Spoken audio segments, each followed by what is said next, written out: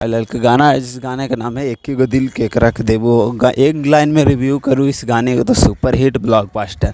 क्या गाना गाया है इसमें शिल्पी राज मैम और प्रियंका सिंह मैम ने मिलकर गाया। आवाज़ में थोड़ा दिक्कत हो रहा होगा, बहुत बवाल लेवल के गाना, ब्लास्ट लेवल के गाना है। खेसारी लाल यादव ने भी अच्छा गाया है, सुपर डुपर हिट गाना है। कहीं जा रहा हूँ थोड़ा आवाज़ में दिक्कत हो रहा होगा, और ब्लास्ट गाना है। और वीडियो भी बहुत हाई क्वालिटी रखा गया, उतना भी हाई क्वालिटी नहीं है, ठीक ठाक है, मतलब बोल सकते हैं।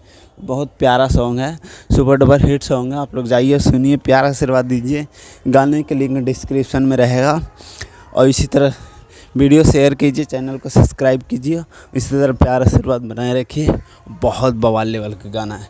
आप लोग एक बार शेयर और लाइक कमेंट ज़रूर कीजिए इस गाने पे, ताकि गाने के व्यूज़ आगे बढ़े। व्यूज़ थोड़ा भी कम है और बहुत बवाल लेवल के गाना है।